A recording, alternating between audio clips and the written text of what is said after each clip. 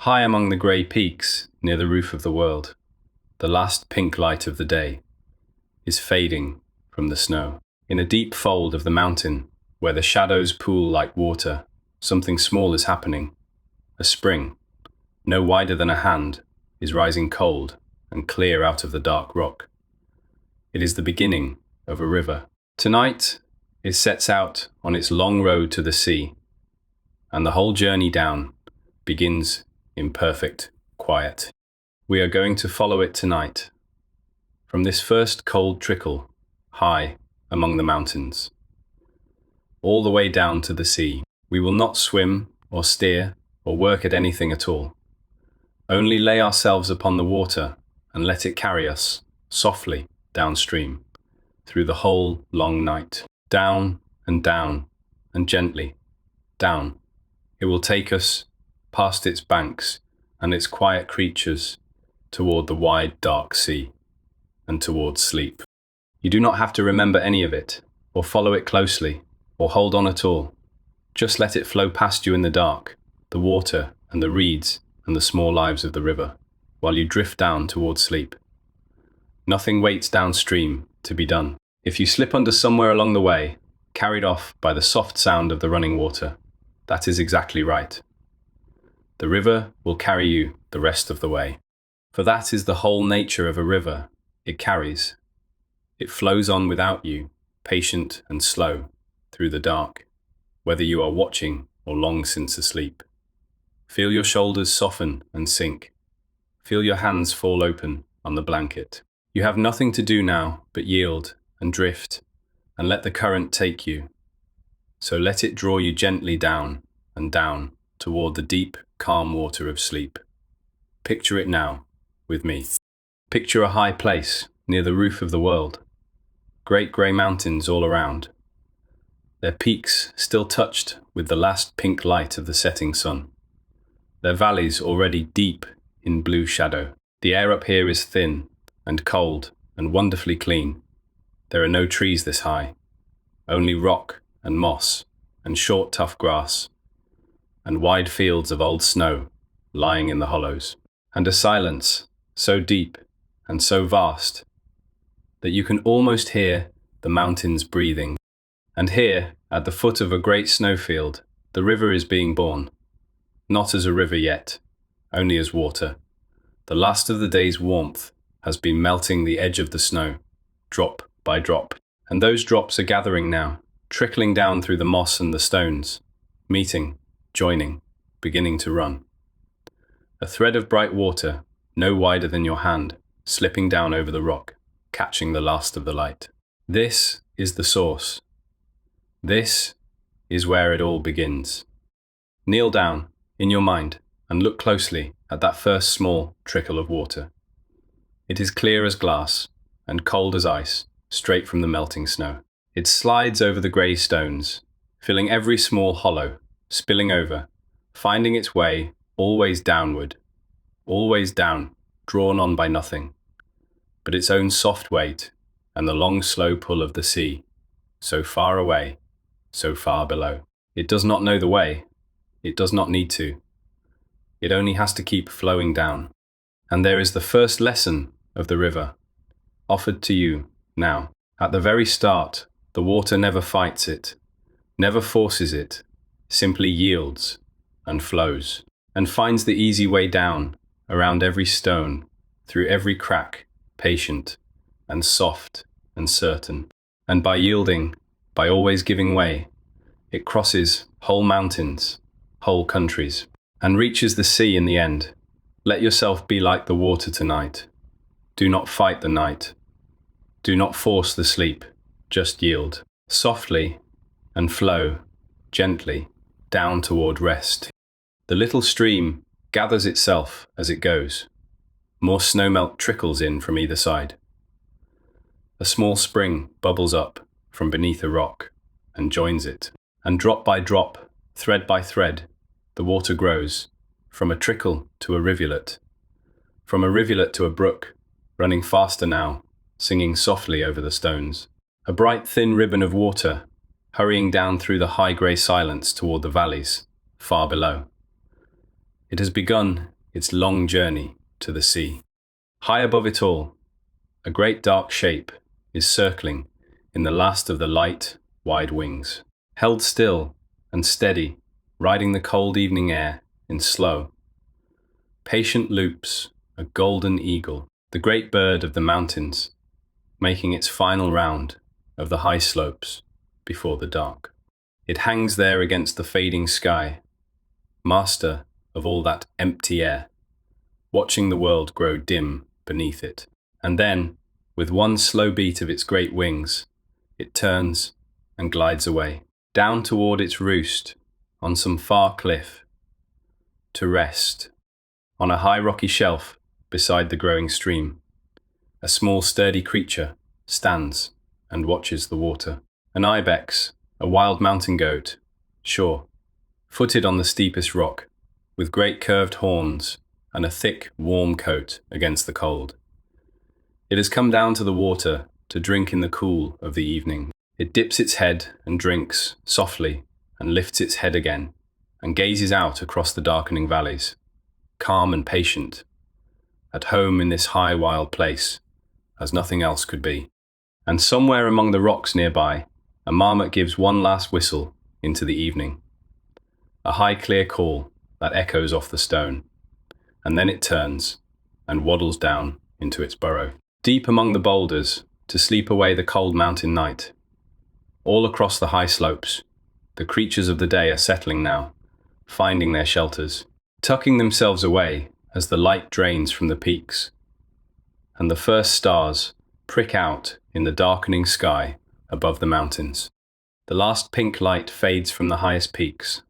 The valleys fill with soft blue dark, and the little river runs on down through the gathering night, singing its small bright song over the stones, hurrying down from the roof of the world toward the long, dark, gentle journey ahead. Let us go with it now, softly, following the water down, out of the high cold silence, into the deepening dark, and on toward the distant sea. There is no hurry. We have all the long night to drift downstream. Down we go, following the water, and the little river grows swifter and louder as it falls, for the mountains are steep, and the water is young and strong, and it comes rushing down the slopes in a hurry of white and silver, leaping and tumbling over the rocks, faster and faster, filling the dark air with the roar and the rush of falling water. This is the wild youth of the river, its steepest, fastest, most headlong stretch, plunging down the mountainside toward the valleys far below. Ahead, the ground falls away, and the river falls with it, pouring over a lip of dark rock and dropping into the air in a long white waterfall, thundering down into a deep pool far below, throwing up a soft cloud of spray that drifts and glows faintly in the last of the light. The sound of it fills the whole valley, a deep, endless, rushing roar, and yet there is something soothing in it too, something steady and eternal, the sound of water doing what water has always done. Stand a while by that waterfall in your mind, and let the sound of it wash over you, that deep, soft, endless roar of falling water, filling your ears, filling your head, drowning out every other sound, every thought, every worry, leaving only itself. Steady and vast and calm. People travel across the world to sit by falling water like this, and let its sound empty their minds and soothe them. And here it is, all around you now, pouring endlessly down through the dark, just for you. Below the falls, the water gathers itself in a deep dark plunge pool, swirling and churning, before it finds its way out over the lip and hurries on down the valley. The pool is deep and cold and clear and full of soft bubbles rising from the churning water, glinting faintly in the dusk. And even here, in this wild cold pool, high in the mountains, there is life patient and quiet, holding steady in the rushing water, waiting out the night. The river runs on down through the dark, cutting its way through the ancient rock, and this is a thing worth resting your mind on. As you drift, that this soft, yielding water that gives way to your hand, that you could scoop up and hold, has carved these whole valleys out of solid stone, not by force, not by hurrying, but simply by flowing patiently over the same path for thousands upon thousands of years, wearing the mountains slowly down, grain by grain, and carrying them away to the sea. There is such deep power in that gentle patience. The water never strains, never rushes its great work. It simply keeps flowing, softly, endlessly, and in time it moves mountains. Everything patient and soft and steady is stronger, in the end, than everything hard and hurried. Let that thought settle over you now and soften you. You do not have to force your way through anything tonight. You have only to be soft and patient and steady, like the water, and let the night wear your cares away. The valley widens a little now, and the river slows, just a little, its wild rush easing as the slope grows gentler. The first small plants appear along its banks, mosses and ferns, and tough little flowers clinging to the wet rocks. And the water, which was all white foam and hurry up above, begins to find quiet places now. Calm pools and slow glides between the rapids, where it rests a moment, dark and smooth, before hurrying on again down the valley. It is still a young river here, still cold and clear and quick, still singing loudly over its stony bed. But it is growing calmer, mile by mile, as the mountains soften into hills behind us. The air grows a little warmer, a little thicker, as we come down out of the heights. And the dark is full now, a soft mountain dark, with the stars burning bright, and clear overhead, and the river running silver beneath them, threading its way down through the sleeping hills. Listen to the sound of it as we drift alongside. No longer the thunder of the falls, but a softer, busier music. Now the chuckle and gurgle and ripple of quick water over stones, 1,000 small liquid voices murmuring and chattering and singing together in the dark. It is one of the most soothing sounds in all the world. This song of a mountain stream. And it goes on, endlessly, never repeating, never resting, filling the night with its soft, cool music. Let that sound carry you now, that endless soft rippling of water over stone. You do not need to listen to any part of it. Just let it wash through you, cool and clear and constant, rinsing away the noise of the day, leaving your mind as clean and clear as the mountain water. With every ripple, a little more of your tension loosens. With every gurgle, you sink a little deeper. The river is singing you down towards sleep, softly, patiently, one cool note at a time. The river bends around the shoulder of a hill and slips down through a narrow rocky gorge, its voice echoing off the steep stone walls, and then out again into a wider, gentler valley, where the slope eases and the water calms, and the first small trees begin to appear along the banks. We have come down a long way now from the high cold source among the snows. The wild young river is growing up, and the night is deep and soft and full of the sound of water. Feel how far down you have already drifted, following the water into the dark. From the thin cold air of the peaks, down through the falls and the rapids and the singing shallows, down into the softer, warmer valleys below. And still the river flows on, patient and certain, carrying you gently down toward the sea. There is nothing you need to do now, way you need to steer. The current has you now, soft and sure, and it will carry you all the way. Just drift and breathe and let it. In the clear, cold pools of this upland stream, where the water rests between the rapids, the first creatures of the river are waiting out the night. Look down into a deep, still pool, through water so clear it is almost invisible, and there, holding steady against the gentle current, is a fish, a trout, a wild brown trout, spotted and sleek and beautifully made, hanging almost motionless in the cold, clear water. its fins barely moving, facing upstream, waiting for whatever the river brings it. The trout is perfectly at home in this quick, cold water, built for it, shaped for it, holding its place in the current, with the smallest flicks of its fins.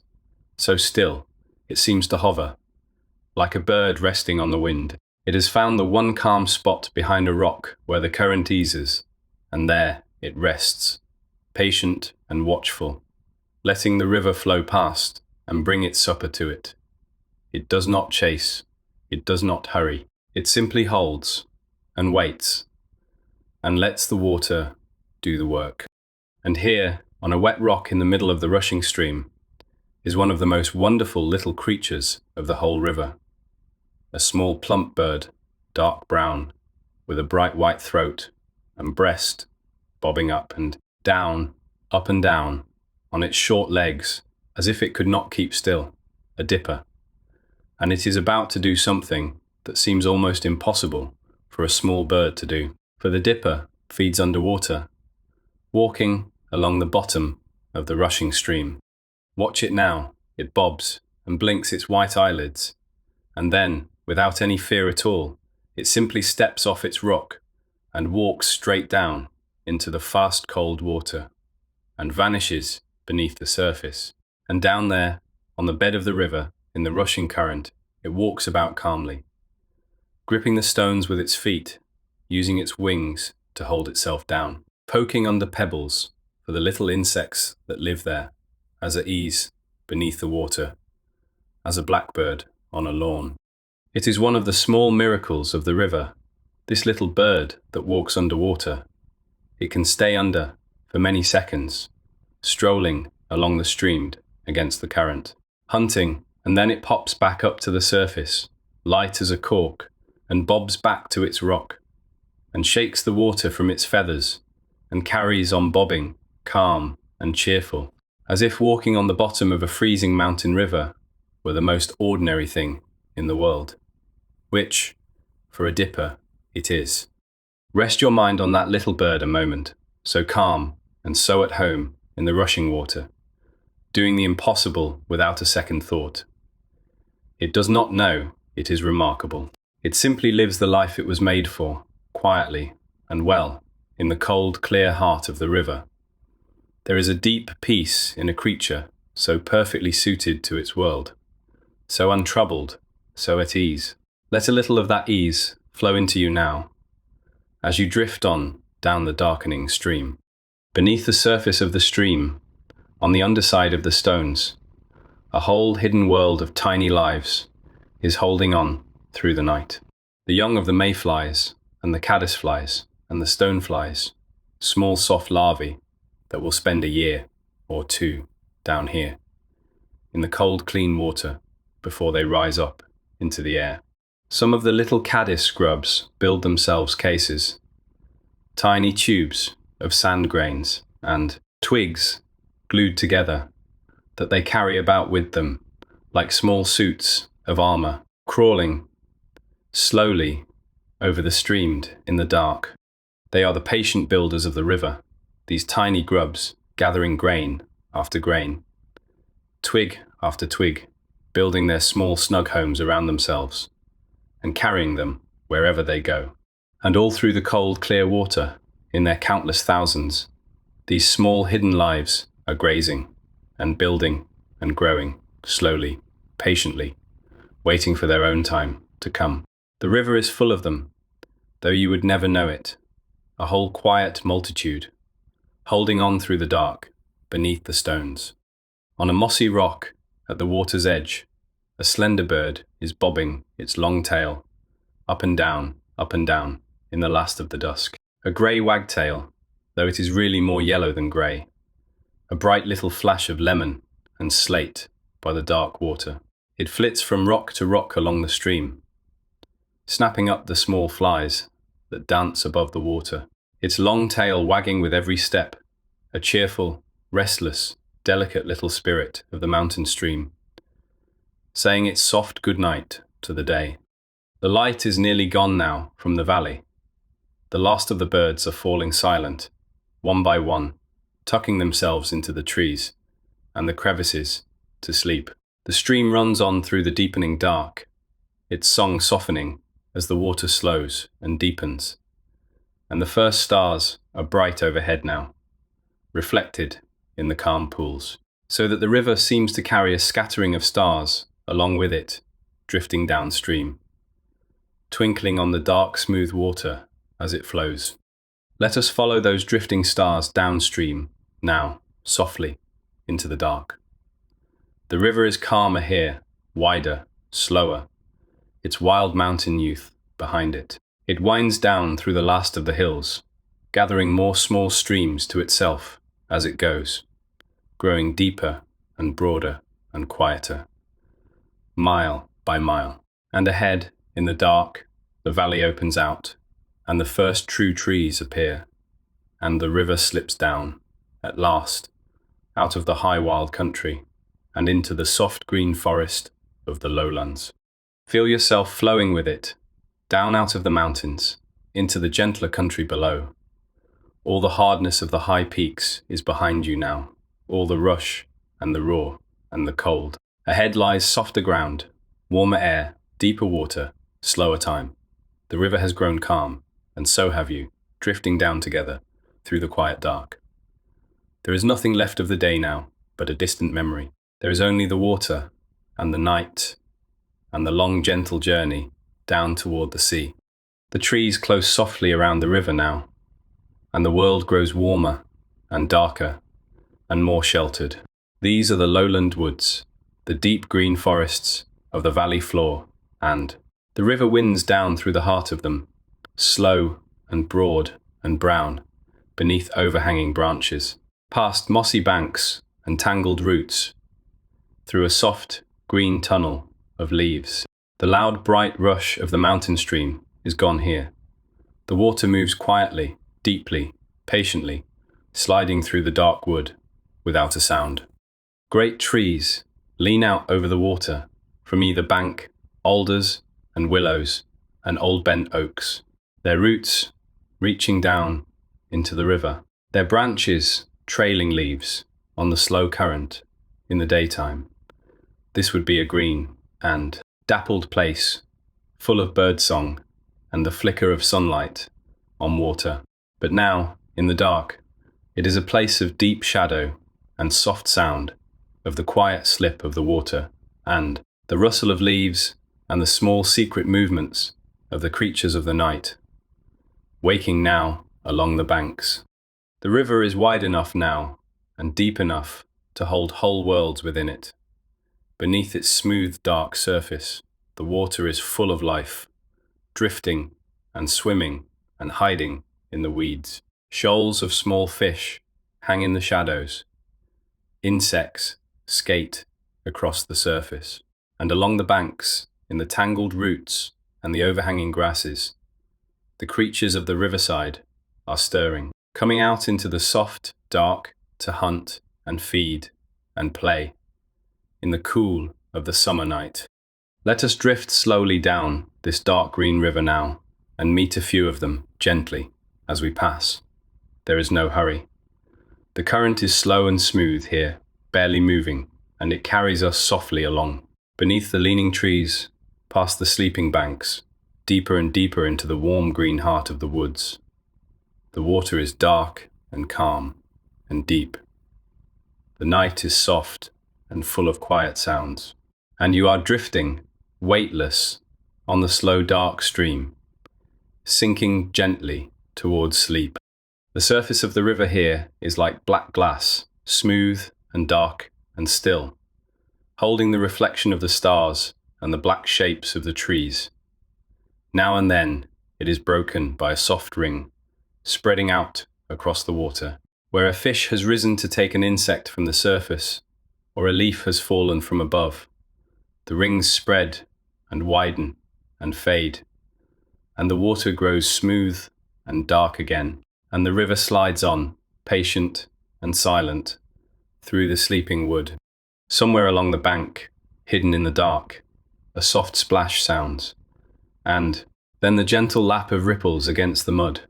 Something has slipped into the water, some creature of the night, beginning its work along the river. You do not need to see what it was. Just let the small, soft sounds of the riverside drift around you in the dark.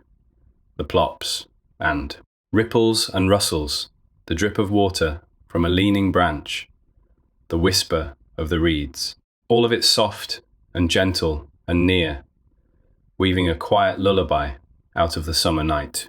The river bends and slows and deepens, curving through the dark wood in long, lazy loops. In no hurry at all to reach the sea, it has grown wise, this river, grown patient. It knows there is no rush. It has all the time in the world to wander down through the lowlands, taking the long way round every hill, resting in every deep pool before at last it finds the sea. And we wander with it, softly, in the warm dark, in no more hurry than the water, content simply to drift, and to be carried, and to rest. Feel the slow, smooth current beneath you, bearing you gently. Along there is nothing to hold on to, and nothing to fear. The river has carried travellers down to the sea since the beginning of the world, and it holds you just as surely now, soft and safe, on its dark, broad back, and it will carry you all the long night through. So let go now. Completely, let the current take you. Let the warm, dark river bear you slowly down, past the sleeping banks, through the quiet wood, toward the distant sea, and towards sleep. The river widens into a long, deep pool here, dark and smooth and still, cupped between mossy banks beneath the leaning trees. It is the kind of quiet, secret place a river makes when it is in no hurry, a calm, dark room of water, deep and slow, where the current almost stops, and the surface lies like black glass under the stars. And it is exactly the kind of place where the true spirit of the clean river likes to live and hunt and play in the dark. Watch the still surface of the pool. There, without a sound, a sleek dark head breaks the water, round and smooth and whiskered, with two bright dark eyes. It looks about, calm and curious, a small stream of bubbles trailing behind it, and then it dives again, smoothly, without a splash, and is gone, leaving only a spreading ring on the dark water. An otter, the heart and soul of a healthy river, come out to fish and play in the warm summer dark. The otter is a creature of pure water, born grace, long and sleek and muscular, wrapped in dense brown fur that traps a silver skin of air around it. It moves through the water like something liquid itself, twisting and rolling and looping with an ease that seems almost impossible. On land, it humps along, low and clumsy, but in the water it is transformed, utterly at home. A swift, dark shadow flowing through the river as if it had been poured there. Down it goes into the dark pool, and there it hunts, twisting after the fish among the weeds, and the roots, faster and more agile than any fish, its long body curving and doubling in the black water. And it can see very little down there in the dark. It hardly needs to, for its long, stiff whiskers feel the faintest stir of the water, the tiny wake of a moving fish, so that it hunts by touch through the black river, reading the water with its face, and rarely comes up empty. It surfaces with a fish and swims to a flat rock at the water's edge and hauls out, and eats, holding the fish in its small, clever paws, crunching contentedly in the dark, water streaming from its sleek brown coat, and then, its hunger eased, it does something that few wild creatures do. It plays. Simply for the joy of it, it slides down the muddy bank into the water. Again, and again, it rolls and dives and chases its own tail and juggles a pebble on its chest, purely and simply for the fun of the thing. There is a deep gladness in an otter at play, a pure animal joy that is lovely to behold. It has fed, and it is safe. And the warm, dark river is its playground. And so it plays. Wholeheartedly, gracefully, without a thought for anything else. It has no worries to carry, no tasks left undone, nothing at all to do but enjoy the water and the night. Let a little of that pure ease reach you now. That sense of work all finished, and nothing left but rest and play. Somewhere along the bank, tucked into a tangle of roots above the water, the otter has its halt. A snug dry den with an underwater entrance, hidden and safe, where its cubs are curled together, waiting for it to return. All along a clean river like this one, the otters keep their secret homes, hidden in the banks, coming out at dusk to fish and play in the dark, and slipping back before the dawn. They are shy and secret, and rarely seen, the quiet guardians of the river's health. For an otter will only live where the water is clean, and the fish are many, and the banks are wild and undisturbed. To see one is to know that the river is well, that its water is pure, and its life is thriving. And so the otter is a kind of blessing on the river, a sign that all is as it should be. Let the sight of it reassure you now, that sleek content, creature, playing in the dark, clean water. And let it tell you, softly, that here, tonight, all is well. Watch it play a little longer, that dark graceful shape, sliding and rolling in the starlit pool. And then, its play done, it slips beneath the surface, one last time, smooth and silent, and swims away downstream, a trail of soft bubbles marking its path, until even those fade, and the pool lies still and dark and quiet once more. Let it go gently into the night, and feel yourself grow as easy and content as the otter, your work all done. Nothing left but to drift and rest. We drift on down the dark river, past the still pool, under the leaning trees, deeper into the sleeping wood. The water is slow and smooth and black, carrying us softly along, and the only sounds are the whisper of the current, the drip of dew from the leaves, and now and then the soft plop of a rising fish. It is deeply, wonderfully peaceful here, on the dark river, in the warm summer night, and you are sinking deeper into that peace with every slow breath, drifting further and further down towards sleep. On a low branch that leans out over the water, a small bright shape is perched, hunched and still, sleeping through the dark. Even in the dim starlight, you can catch the colours of it, the deep electric blue of its back, and the warm burnt orange of its breast, glowing softly like a jewel in the dark. A kingfisher, the living jewel of the river, resting now on its favourite branch, waiting for the dawn, when it will return to its dazzling work above the water. By day, the kingfisher is a flash of impossible colour, a streak of living blue that shoots along the river like a thrown gem, so bright and so quick, it seems hardly real.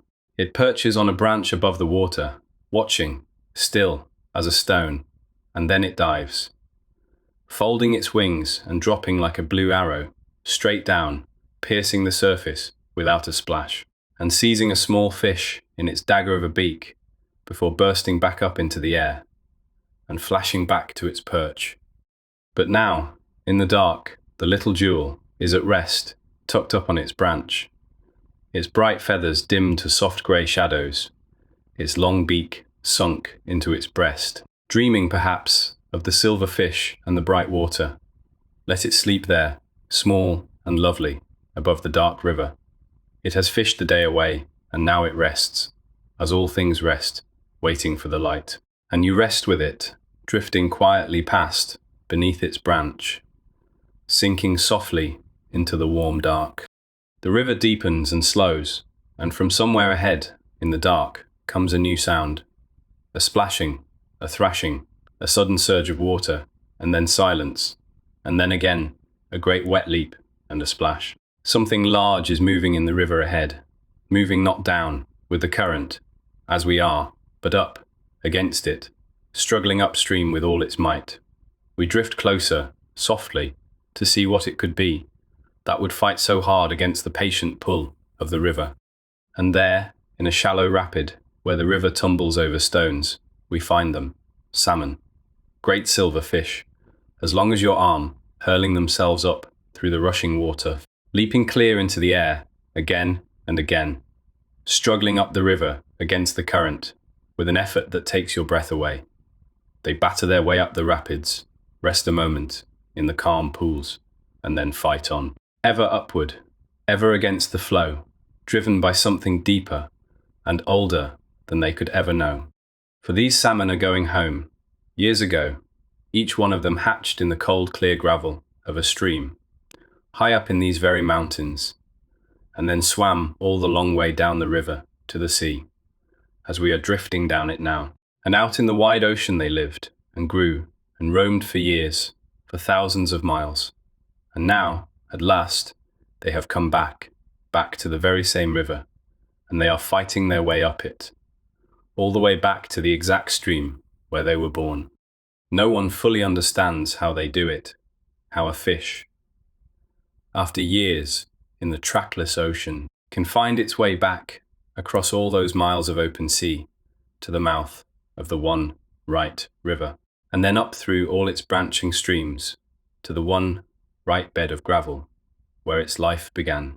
Some say they taste their way home, remembering the particular flavor of their native water. Some say they steer by the earth's own magnetism.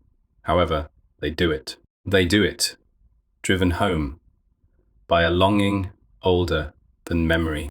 Watch one leap now, a great silver body flinging itself up through the white water, hanging for a moment in the dark air, scattering bright drops, and then falling back to fight on up. There is something deeply moving in that struggle, that pure and patient determination, that long journey home against every current, and yet it does not trouble your rest, for you are going the other way. You are drifting down with the current in the easiest of all directions, letting the water carry you gently home to the sea and to sleep. Let the salmon fight their way up into the dark behind you, going home in their own way, on their own long journey.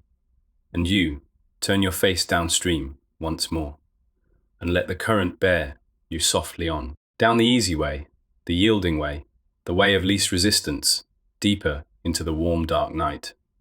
There is nothing for you to struggle against tonight, nothing to fight your way toward. You have only to drift and yield, and let the river carry you down. The river winds on, broader now and slower, and ahead the dark water spreads out wide, and still into a great calm pond that shines like a sheet of black glass under the stars. But this is no natural pool. Look at the far end of it, where the river should run out, and you will see a long low wall stretched right across the stream, a great tangled bank of sticks and mud and gnawed branches holding back the whole river, turning it into this wide, still pond, a dam. And it was built by a most remarkable animal. For here live the beavers, the great builders of the river, the only creatures besides ourselves that so boldly reshape the world to suit them.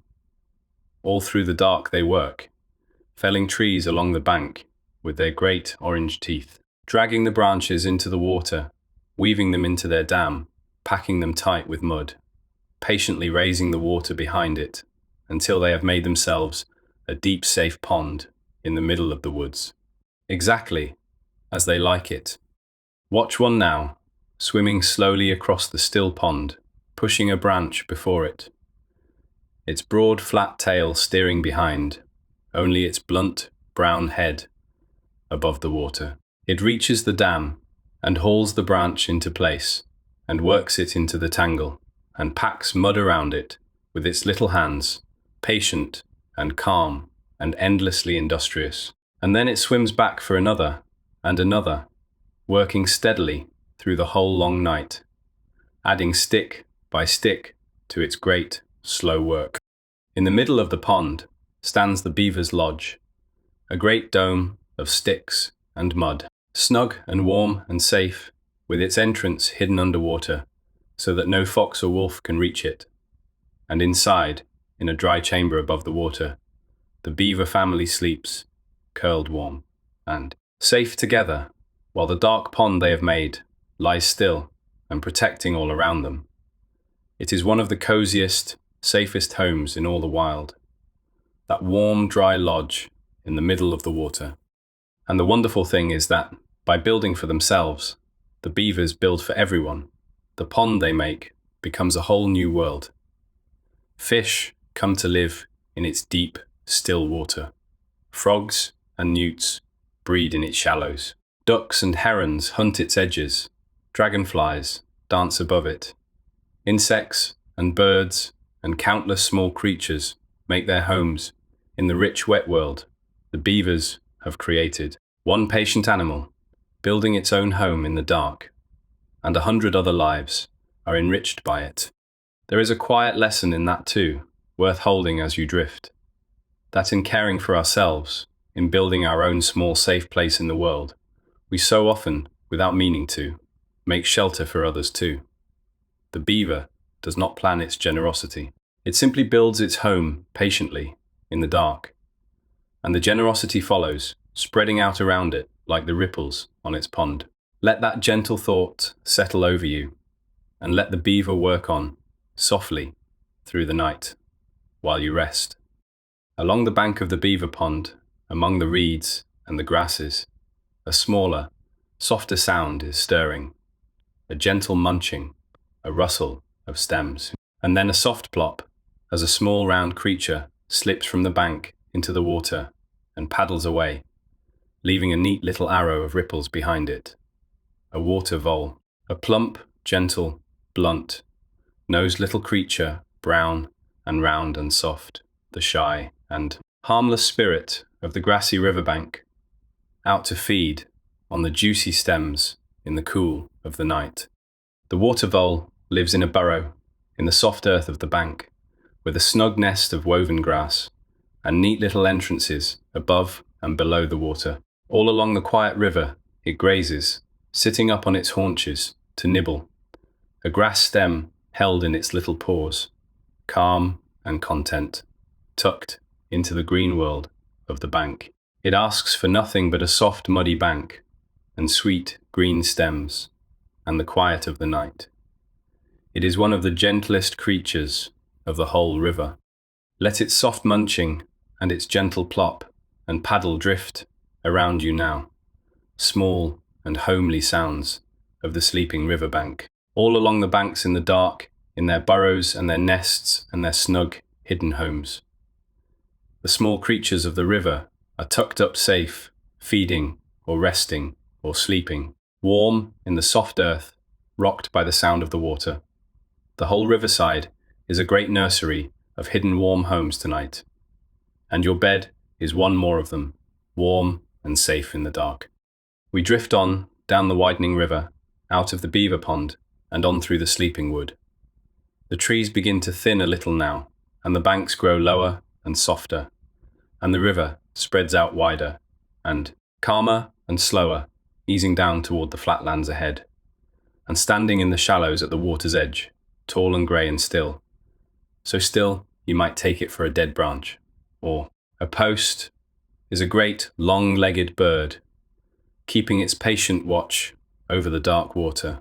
A grey heron, tall as a child, wrapped in soft grey feathers, with a long curved neck, and a long dagger beak, and long thin legs like reeds. It stands in the shallow water at the edge of the river, utterly motionless, staring down into the dark current, waiting. And it can wait like this for a very long time, without moving so much as a feather. Patient beyond all patience, a grey statue in the shallows, watching for the small movement of a fish. And when a fish comes, the stillness breaks in an instant. The long neck, coiled and ready, uncurls in a flash, and the dagger beak stabs down into the water, quick as lightning, and comes up with a silver fish held fast. And then, Just as quickly, the heron is still again, a grey statue once more, the fish swallowed. The long watch resumed, as if nothing had happened at all. All its life is patience, broken by a single instant of speed. And then patience, again. There is a deep stillness to the heron that is soothing just to behold. It does not fret, or fidget, or pace. It simply stands and waits and watches, perfectly calm, perfectly still, letting the river bring its supper to it in its own good time. It has learned the deep art of stillness, the great patience of the waterside, and it wears it as easily as its soft grey feathers. Let a little of that heron stillness settle into you now, that calm, patient, waiting quiet, as you drift. And then, in its own patient time, the heron decides to move on. It leans forward and opens its great grey wings, wider than your arms can stretch, and with a slow, heavy, powerful beat it lifts itself into the air, folding its long neck back into an S, trailing its long legs behind, and flaps slowly off down the river, low over the dark water, a great grey ghost against the stars, until it fades into the night ahead, and is gone. Let it fly on, that patient grey bird, off into the dark, to some other quiet reach of the river.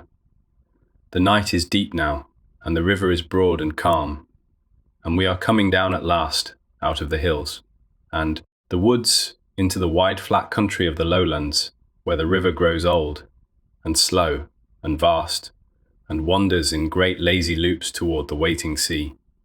The journey is far from over, but its wildest days are behind it now. Ahead lies only softness, and slowness, and rest. Feel how the river has changed beneath you, as we have come down through the night, from the first cold trickle among the snows, to the leaping mountain torrent, to the quick, clear forest stream, to this, a broad slow river, deep and dark and calm, sliding quietly through the flat lands under the stars. And feel how you have changed with it, softened, slowed, and calmed, drifting down from the sharp, bright wakefulness of the day into this deep, dark, gentle drowsiness, this slow, sweet sinking towards sleep. The banks are low and grassy now, and the trees stand back from the water, and the sky opens out wide and starry overhead, reflected in the broad, dark mirror of the river. There is so much sky here in the flat country, so much room, so much soft, dark air. The river winds through it slowly, in great gentle curves, catching the starlight on its surface, in no hurry at all, wandering down toward the sea by the longest, easiest, most winding way it can find. And we wander with it, drifting slowly around each long, slow bend, past the sleeping water meadows, past the dark reed beds, past the still backwaters, where the water lies, like black silk. There is nothing sharp or sudden here, nothing hurries. The whole wide country lies soft and dark and sleeping, and the river moves through it as slowly as a sigh, bearing us gently onward, deeper into the night, deeper into the quiet, deeper into the soft, warm dark of sleep. Let the slowness of it fill you now.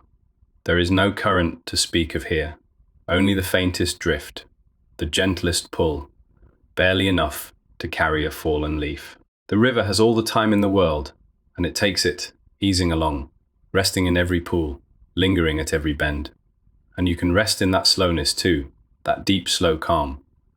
There is nowhere you need to be, nothing you need to reach, only the slow, dark water, and the wide, starry sky, and the long, soft night. On the smooth, dark surface of the river, the reflections of the stars lie scattered, and still, a second sky spread out upon the water, so that, as you drift, you seem to float between two fields of stars, one above and one below, suspended in a soft, dark globe of starlight. It is a strange and lovely feeling, that, to drift downstream through a double sky. the real stars above and their echoes below, with the dark, warm night all around, and nothing to do but float and gaze and rest. The lowland river is a place of deep, slow, spreading calm. Its water is soft and brown and warm, thick with the richness of all the land it has passed through. Its banks are lined with reeds and rushes and tall grasses, whispering faintly in the dark, and its surface is smooth and wide and dark. A broad, slow road of water winding down through the sleeping country toward the sea. Let us drift on down it now, slowly, softly, meeting the gentle creatures of the lowland river as we go. Here on the still water float, a family of swans, great and white and silent, their heads tucked back beneath their wings, sleeping on the dark river, drifting slowly with its faint current. They are the most serene of all the river's birds, calm and stately and unbothered, riding the water like small white ships, and even in sleep they are beautiful. Soft pale shapes glowing faintly in the starlight, rising and falling gently with the slow breathing of the river. Among the reeds nearby, the smaller water birds are sleeping too, the ducks and the moorhens, and the little coots tucked into the shelter of the stems, their heads under their wings, floating in the quiet backwaters where the current cannot reach them. Now and then, one stirs and gives a soft, sleepy call, and settles again into the dark. The whole river is a great dark dormitory tonight, full of sleeping birds, rocked gently on the slow warm water, safe among the whispering reeds. Let all those sleeping birds soothe you now, drifting on the dark water all around you, soft and white and still. You are one of them tonight, floating on the slow river, rocked by its gentle motion, safe in the warm dark among the reeds. There is nothing you need to do but float and drift and let the slow water carry you on. The night is long and soft and deep. The river is patient and calm, and sleep is rising all around you, soft as the mist on the water. A soft mist is indeed beginning to rise, now, off the warm water into the cooler night air, drifting in low white wisps across the surface of the river, curling around the reeds, softening everything, hushing everything. It lies along the water in soft banks and streamers, glowing faintly in the starlight, so that the river seems to breathe out a soft white breath into the night, and through it we drift, slowly, softly, wrapped in mist and starlight, deeper and deeper into the quiet heart of the night.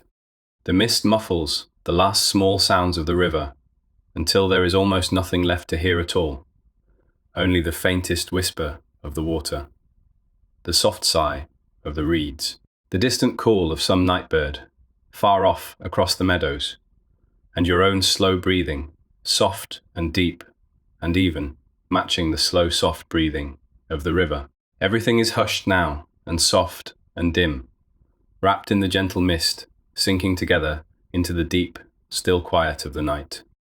Let the mist wrap softly around you now, warm and white and gentle, curtaining off the whole waking world, leaving only this, the slow dark river, the soft white mist, the scattered stars, and you drifting weightless through the middle of it all, sinking slowly down towards sleep.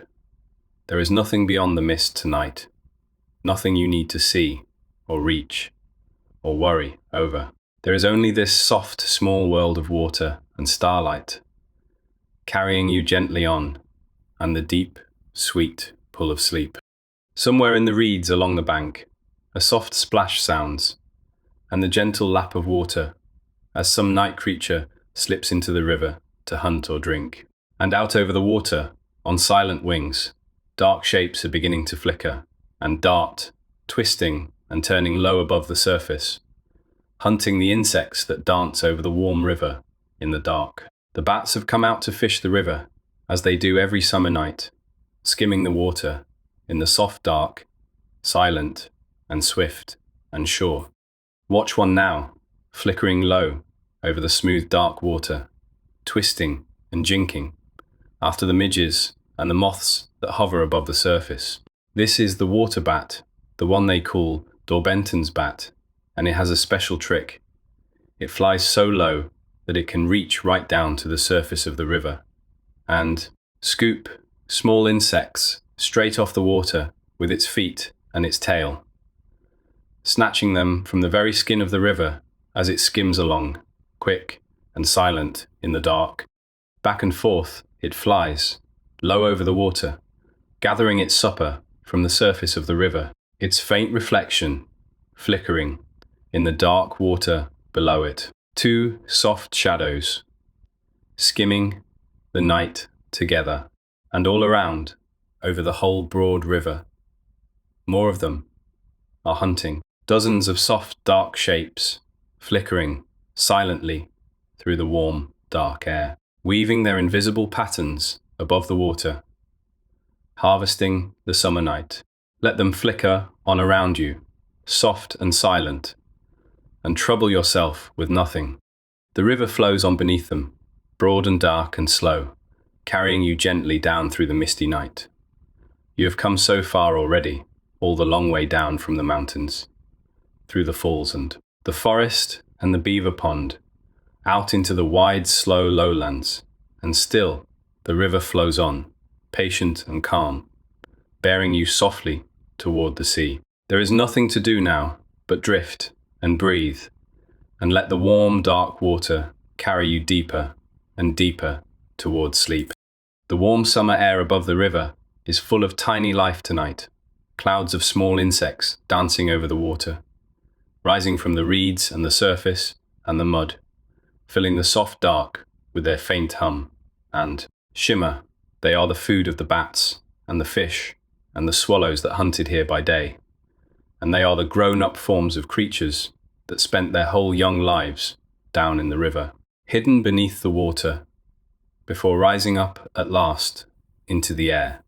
For so much of the river's insect life is lived unseen, below the surface, in the dark water, and only comes up into the air at the very end. Down among the weeds and the stones and the mud of the riverbed, countless small larvae are creeping and hunting and growing, waiting, sometimes for years, for the one warm night when they will climb up out of the water and split their old skins and unfold new wings and fly. Let us look at one or two of them, gently, as we drift. Here, clinging to a reed stem just below the surface, is a strange and rather fierce little creature, brown and armored and patient, the nymph of a dragonfly. For years, it has lived down here in the dark water, a small underwater hunter, stalking the other creatures of the riverbed, growing slowly, shedding its skin again and again, waiting. It is one of the great patient waiters of the river, living almost its whole life hidden beneath the water, for the sake of a few bright weeks of flight to come. And when its time comes, on some warm, still night like this one, the nymph climbs slowly up a reed stem, up out of the water for the very first time, and grips the stem tight and waits. And then its old skin splits down the back, and slowly, softly, the dragonfly pulls itself out, crumpled and pale and new, and clings there in the dark, and slowly, slowly pumps out its long body, and unfurls its four great gauzy wings, drying them in the warm night air, becoming, at last, what it was always meant to be. By morning, it will be a creature of pure light and air, a jeweled hunter of the summer sky, its long body glinting green and blue and bronze, its four clear wings a shimmering blur, darting and hovering and swooping over the bright water with a speed and grace that few creatures can match. But all of that is for the day. For now, in the dark, it clings to its reed, soft and new and still, waiting for its wings to harden, and the sun to rise, dreaming, perhaps, of the bright air to come. There is something wonderful in that slow transformation, that long patient waiting in the dark water, and then the climbing out, and the unfolding, and the drying of the wings, and the sudden gift of flight. The creature that crawled in the mud becomes the jewel of the air, and it happens quietly, in the dark, on warm still nights, all along the river, over and over, all summer long. Let the wonder of it settle over you, softly, that patient becoming, that quiet unfolding into something new.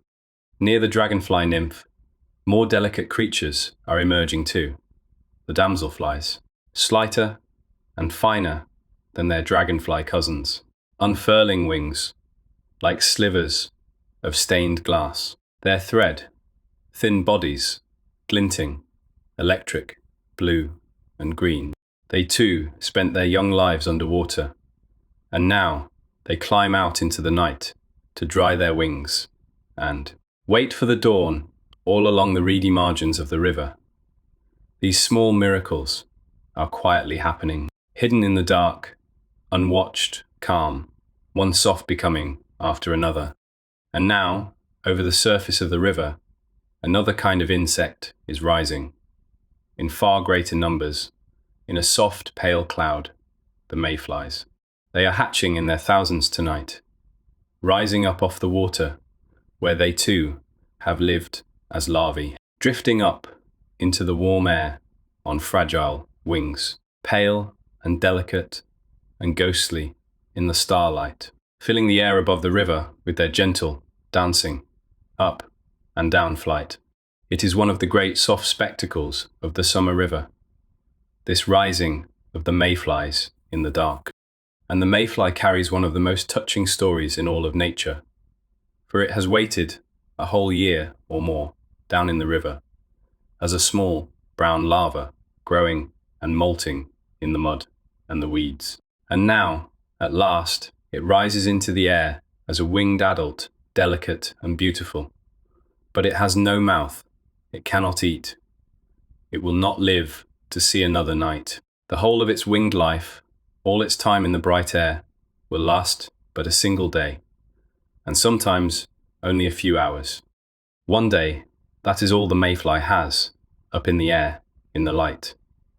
A whole long year of patient growing in the dark water, for one single day of dancing over the river in the sun. And it spends that one precious day doing the only thing it was made to do, dancing above the water with all the others, finding a mate and laying its eggs upon the river, so that the whole gentle cycle can begin again. And then, its work complete, it drifts down softly onto the water and is gone. There is no sadness in it. Though it may seem sad to us, the mayfly does not mourn its single day. It lives that day completely, wholly dancing in the golden air, and asks for nothing more. Its brief, bright life is perfect and full, exactly as it is. And perhaps there is a gentle lesson in it for us, who so often forget to live the day we have to dance, while the light lasts to live fully, the time we are given, however long or short. And then, when the time comes to let go, softly, and drift down and rest. Let that soft thought settle over you now and loosen something in you.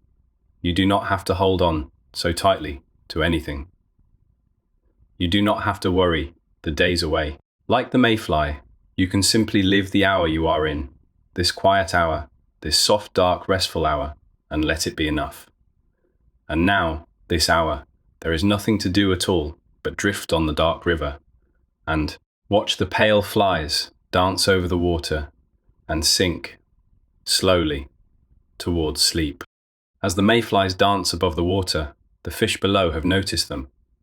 All across the smooth, dark surface of the river, soft rings are spreading and overlapping, as the trout and the dace rise up from below to sip the flies from the surface.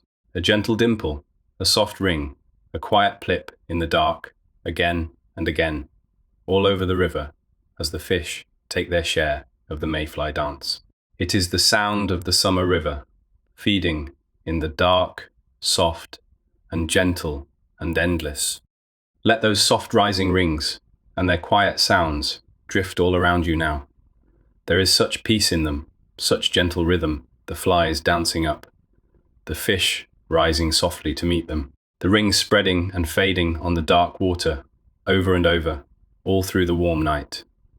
It is the river simply being the river, alive and feeding and content in the soft summer dark. And you are drifting in the middle of it, weightless and calm, cradled by the slow water, sinking gently towards sleep. Slowly, the dance of the mayflies begins to ease as the deep of the night comes on.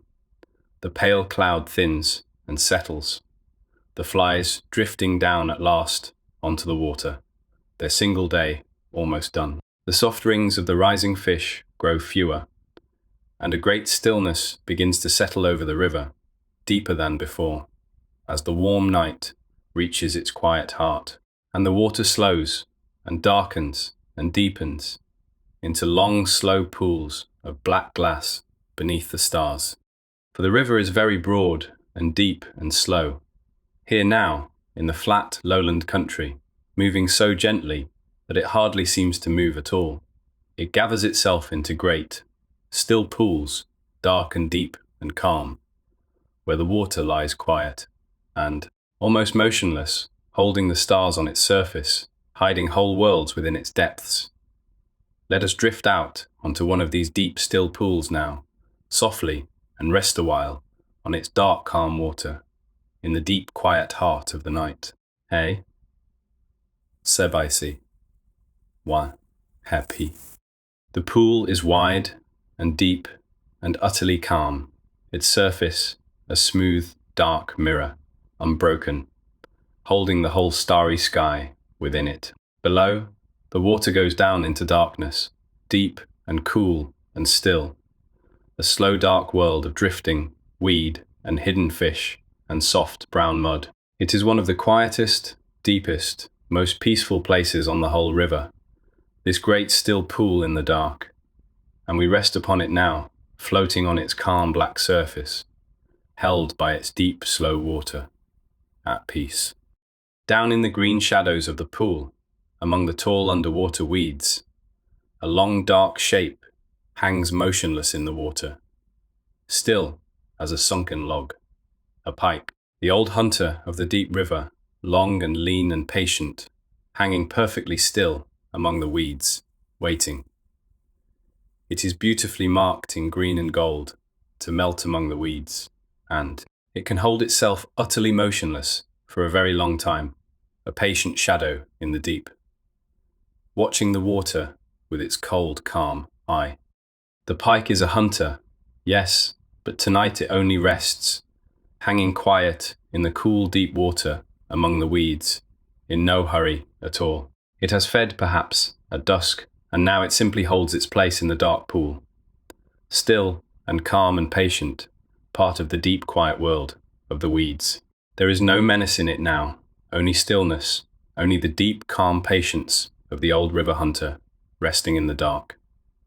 Let it hang there quietly in your mind, still and calm in the green deep, and be still yourself.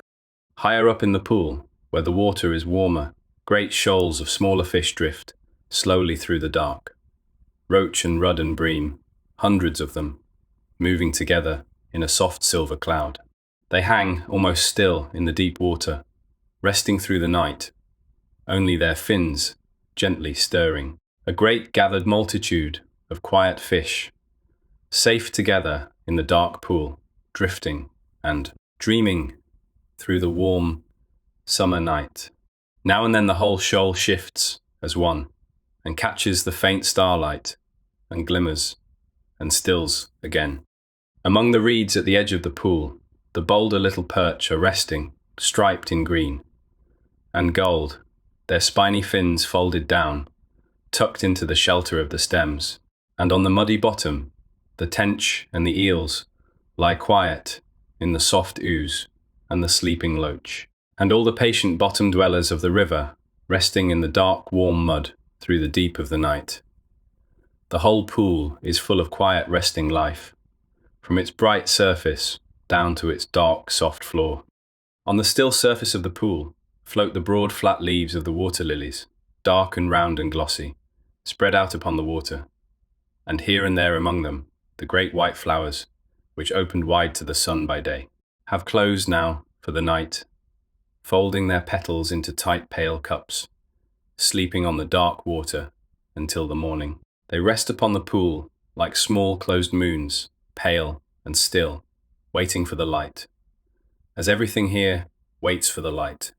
Below the lily leaves hangs their whole hidden world, the long green stems reaching down through the dark water to the mud, and among them a tangle of other water plants, a soft green underwater forest swaying gently in the slow current, sheltering the small fish, and the snails and the water insects.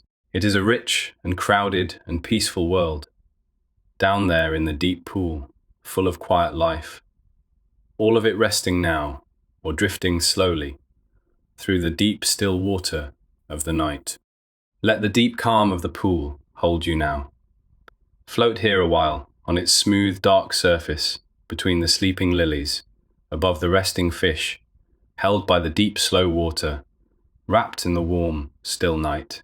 There is nowhere to go from here, and nothing to do. The current has all but stopped. The whole river seems to pause, and rest, and breathe, in this deep quiet pool in the dark. And you pause, and rest, and breathe along with it, sinking softly, deeper and deeper, towards sleep. Feel yourself grow as still and as calm as the deep pool, as smooth and as quiet as its dark surface. Every ripple of the day has faded now. Every current of worry has slowed and stilled. Your mind is a calm, dark pool tonight, deep and quiet and smooth, holding the stars on its surface at perfect peace. And on that deep, calm water you float, weightless and easy, held by the warm dark.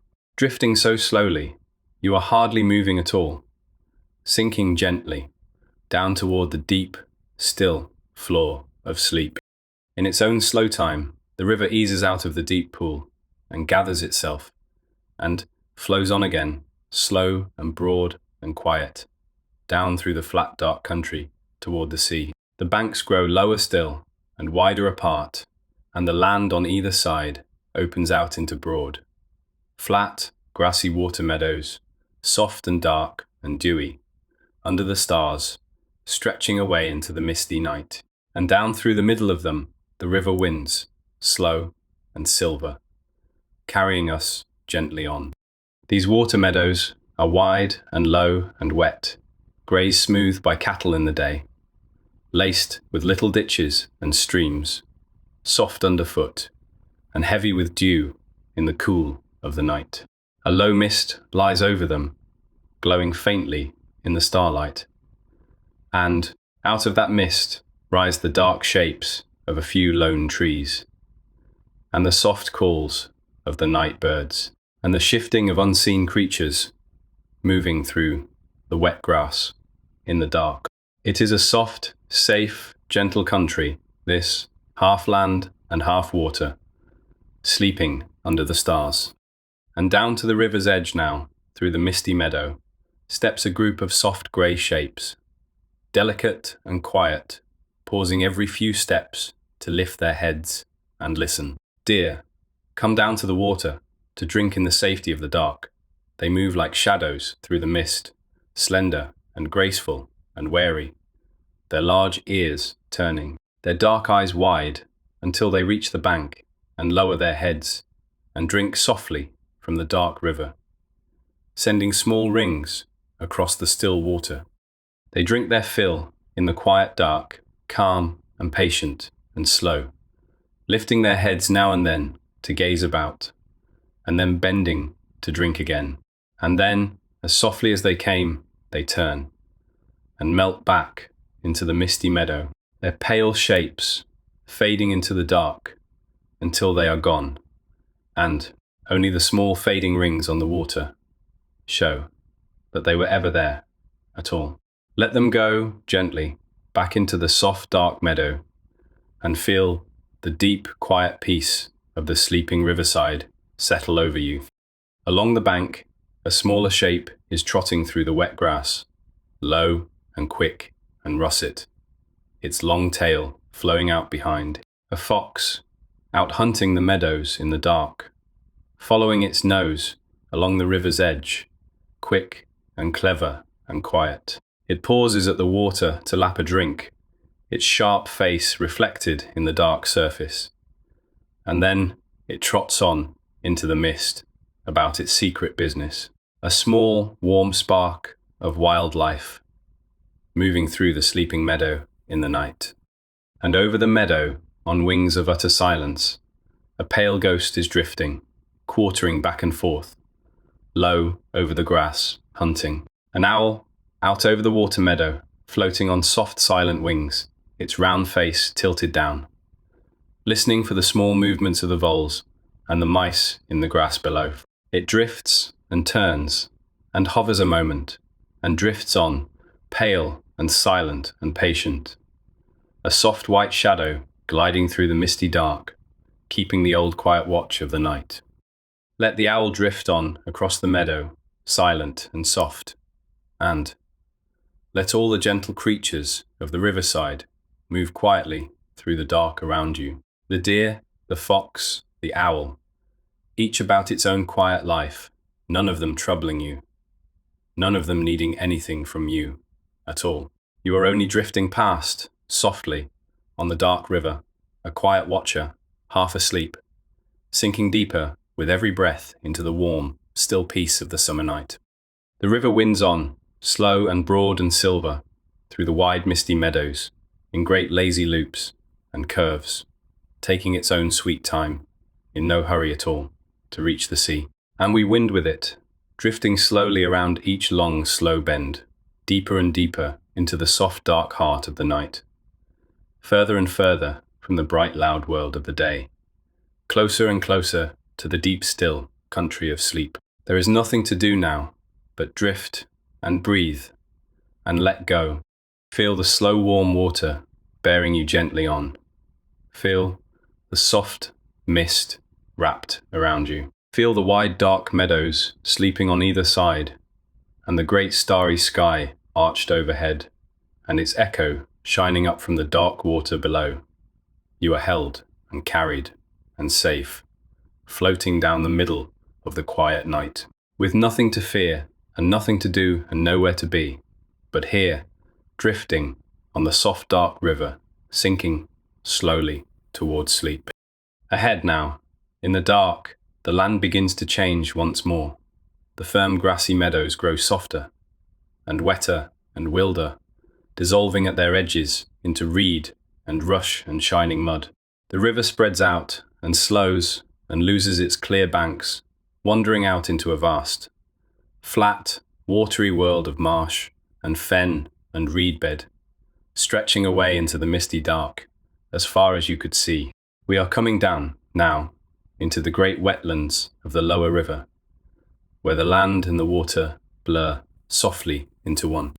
It is a strange and lovely country, this, neither land nor water, but something in between. A vast, soft maze of winding channels and reedy islands, and still dark pools, all threaded through with the slow, branching waters of the river. Great beds of tall reeds stretch away on every side, whispering faintly in the dark, their feathery heads nodding against the stars, and through this soft, wet wilderness, the river wanders, dividing and rejoining in no hurry at all, drawing ever nearer in its own slow way to the sea. The reed beds are one of the richest and most secret places on the whole river, full of hidden life, alive with soft rustlings and stirrings in the dark. Countless small birds roost deep in the reeds, clinging to the swaying stems, safe in the heart of the whispering forest.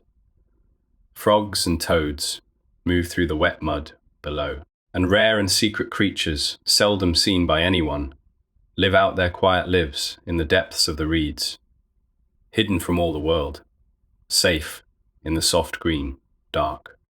Listen, Now, across the dark marsh, from somewhere far out in the reeds, comes a strange and haunting sound, a deep, soft, booming note, low as a foghorn, rolling out across the wetland in the dark. It is the bittern, the most secret bird of the reeds, a shy brown heron that hides so well among the stems, striped and still, its beak pointed at the sky, that almost no one ever sees it. But on the still night air, its deep, booming call carries for miles the strange, soft voice of the marsh itself. That deep, soft boom rolls out again across the reeds, slow and low and haunting, and then fades into the whispering dark. It is one of the strangest and most peaceful sounds of the wild wetland at night. A sound from the very heart of the reeds, from a bird you will almost surely never see. Let it drift over you now, that deep, soft, distant booming, rising and fading across the dark marsh. And let it carry you deeper, still, into the quiet, into the mist, into the soft, wet heart of the sleeping wetland. All through the reed beds, the small warblers are roosting, tiny brown birds that sang all day among the stems, and now sleep clinging to the reeds. Rocked gently by the night wind, moorhens pick their way through the dark channels. Herons stand motionless in the shallow poo. Else, and out on the open water, the ducks and the geese are gathered in their sleeping rafts. Soft dark shapes floating on the still meres, their heads tucked back, resting through the deep of the night, in the safety of the open water. The whole vast marsh lies hushed and dark and sleeping, now under the misty stars, a great soft wilderness of reed and water and mud, full of quiet, resting life, breathing slowly in the dark. There is a deep, wild peace here, in this soft, wet country at the edge of the land, a peace as old as the river itself. Let it soak into you now, that deep marsh, peace, that ancient watery stillness, and let it carry you down, softly, into the deepest quiet of the night. And through it all, patient and slow and certain, the river flows on, gathering its wandering channels back together, drawing on through the reeds and the mud and the mist, toward the place where at last it will meet the sea. We are very near now, near the end of the long journey, near the wide mouth of the river, where the fresh water gives itself at last to the salt. Let us drift on, softly, through the last of the marsh, toward the meeting of the river and the sea. The river draws its wandering channels together now, out of the last of the reeds, and flows on, broad and slow and heavy, down toward the sea. And something begins to change in the feel of the water. It grows slower still, and then, strangely, it seems almost to pause, to hold its breath, to press faintly back against itself. For here, at last, the river has come within reach of the sea, and the sea has begun, twice a day, to breathe its great slow breath up into the mouth of the river. This is the tide. Far out in the ocean, the moon draws the water gently up, and twice each day, the sea swells, and rises and pushes its way up into the river's mouth, and twice each day it sinks, and falls and draws back out again. And so the lower river breathes, in and out, with the slow breathing of the sea, rising and falling, filling and emptying, in a rhythm as old as the moon. And you can feel it now, that great slow breath, in the pausing and pushing of the water beneath you. The water grows brackish here, a mingling of the river's fresh and the sea's salt. And you can taste the change in the air, a new sharpness, a clean salt, tang, drifting up from the ocean ahead. The banks fall away, lower and lower, and further apart, until the river is no longer a river between two banks, but a great widening sweep of water, spreading out across a vast flat country of mud and channel and shining shallow, opening its arms at last to meet the sea. This is the estuary, the wide mouth of the river, where the fresh water and the salt water meet and mingle, where the land dissolves into a great, flat wilderness of tidal mud, where the river ends and the sea begins.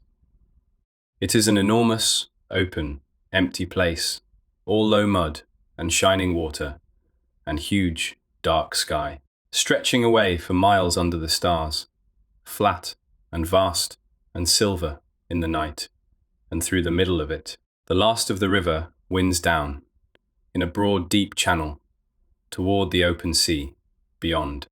When the tide is out, as it is now, the estuary lies bare, mile upon mile of soft, dark, gleaming mud, laced with silver channels, shining faintly under the stars. It looks, at first, like a great, empty wasteland, flat and bare and lifeless. But it is nothing of the kind, for that soft, dark mud is one of the richest places on the whole earth, packed with hidden life, teeming with more small creatures in every handful than you could ever count. The estuary only looks empty, in truth. It is overflowing. Down in that soft, dark mud, in numbers beyond all imagining, live the small creatures of the estuary, tiny worms, and little shellfish, and small snails, and countless other soft hidden things, burrowed down into the ooze, filtering the rich water, waiting for the tide to return. In a single patch of that mud, there may be more small lives than there are people in a great city, all of them packed down there in the dark, quietly living out their small tidal lives. The whole estuary hums with hidden life beneath its empty, seeming face. And because the mud is so rich, the birds come to it in their thousands, all along the shining channels. In the soft starlight, the wading birds are feeding, moving slowly across the mud on their long, thin legs, probing down into the ooze with their long, thin bills, searching out the hidden worms and shellfish. There are great scattered flocks of them out on the dark flats, feeding quietly through the night, following the falling tide down across the mud, patient and busy in the dark. Here is one, stepping delicately across the mud on tall legs with a long bill that curves gently downward, probing deep into the ooze. A curlew, the largest of the wading birds, soft brown and streaked, with that wonderful long curved bill for reaching the deepest worms. And it lifts its head now and opens its bill and sends out across the dark estuary the most beautiful, haunting, bubbling cry, a long rising call that seems to hold in it all the loneliness and wild beauty of these empty, tidal flats. That long bubbling call rises and falls across the dark mud and then fades, and another curlew answers it far off, and then silence returns, deeper than before. It is one of the wildest and loveliest sounds in all of nature. The cry of the curlew across the night estuary, a sound that has echoed over these tidal flats since long before there were people to hear it. Let it drift over you now, that haunting bubbling call, wild and soft and far away, and let it carry you deeper into the vast quiet of the night. All across the estuary, other waders are feeding too, in the soft dark, the godwits, with their long straight bills, wading in the shallow channels, the redshanks, piping softly, picking along the water's edge, the little dunlin, in close packed flocks, running across the mud, like small, quick shadows. And now and then, a whole great flock lifts as one, and wheels away across the flats, twisting and turning in the starlight, flashing dark and pale, before settling again, softly, further down the shining mud. There is something deeply peaceful in those great flocks, moving together across the vast, dark flats. feeding quietly through the night. Following the ancient rhythm of the tides, they ask for nothing but the mud and the water and the dark. They know exactly where they belong and what to do and when. And they do it, night after night, tide after tide, calm and patient and sure. Out on the wide flats, under the stars, let their quiet, tidal patience settle over you now, and slow you, and soothe you. The estuary is so vast, and so flat, and so open, that the sky here seems enormous, a huge dark dome of stars arching from horizon to horizon, doubled in the shining water, and the wet mud below, so that you seem to stand in the very middle of a great globe of stars. There is so much space here, so much air, so much silence. The whole wide world seems to open out and breathe, and you, drifting down the last of the river through the middle of it, feel wonderfully small and free and calm. Let that vast open peace fill you now. All the walls of the day, all the small tight spaces of your worries, have opened out into this huge, soft, starlit emptiness, this great, wide breathing space where the river meets the sea. There is so much room to rest here, so much quiet, so much soft, dark air. Breathe it in, slow and deep and salt and clean, and feel yourself open and soften and spread out calm and easy under the enormous sky, sinking gently towards sleep. Out in the deep channel, where the last of the river runs down toward the sea, a smooth dark head breaks the surface, round and sleek, with large dark gentle eyes. A seal. Come up out of the sea and in through the mouth of the river, following the fish up the estuary on the rising tide. It rests there in the channel, its round head above the dark water, gazing calmly about with those great soft eyes. At home, in this meeting place of the river and the sea. The seal is a creature of the sea, but it loves these river mouths, and comes up into them to hunt the fish that gather where the fresh water meets the salt. It hangs there in the water, watching, calm and curious and unafraid, and then it tips its head back and slips beneath the surface without a sound and is gone down into the dark channel, hunting. And a little later, it surfaces again, further off, its round head dark against the shining water, still watching, still calm. There is something wonderfully soothing about a seal at rest in the water, so calm, so buoyant, so utterly at ease, rising and falling gently with the swell. Its face soft and peaceful, its dark eyes mild it, carries no tension, no hurry. It simply floats and watches and dives and floats again, borne up by the water, held by the sea, in no hurry to be anywhere at all. Let it float there in your mind now, calm and buoyant in the dark water, and feel yourself grow as weightless and as easy and as calm. The seal is a messenger from the sea, come up to meet the river at its ending. For we are very near the sea now, very near the end of the long journey.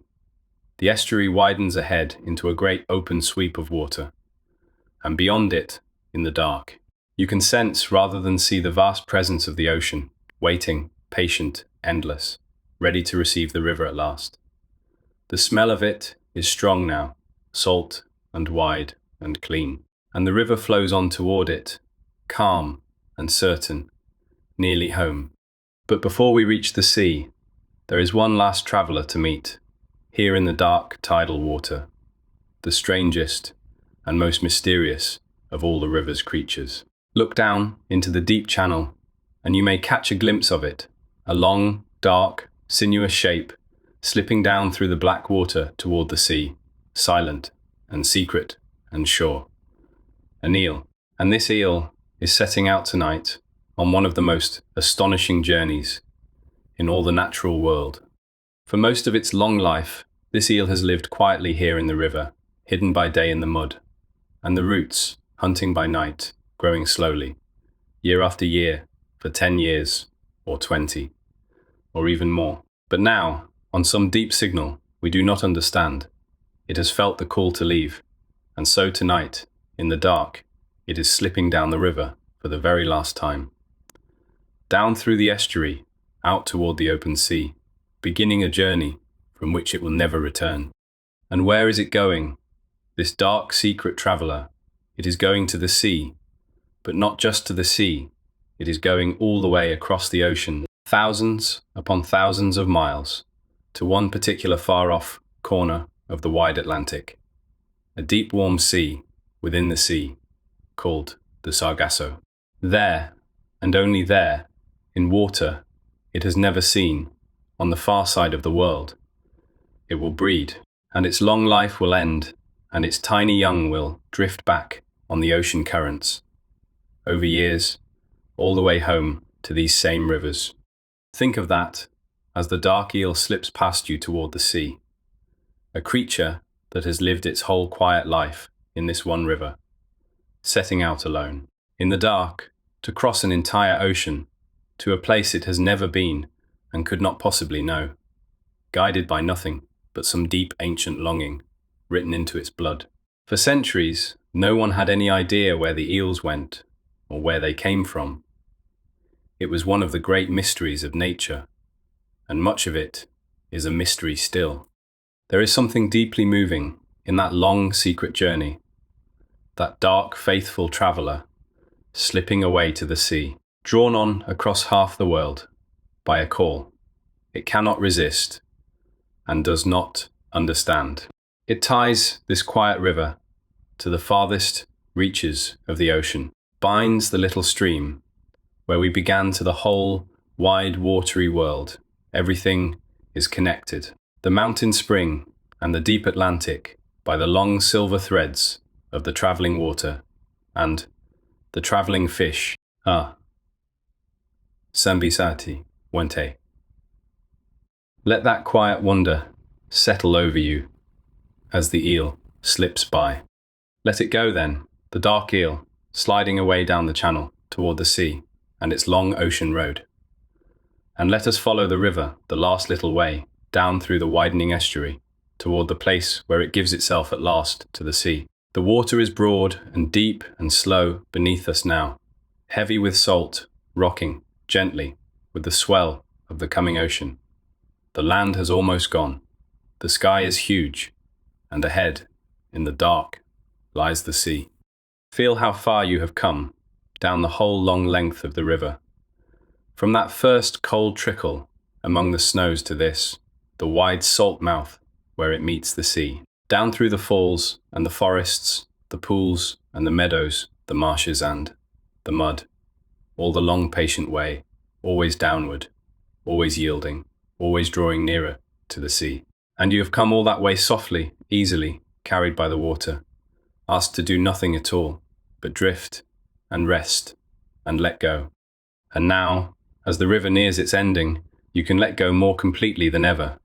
There is nothing left ahead but the sea, the wide, calm, endless sea, that asks nothing, and holds everything, and receives all rivers home at last.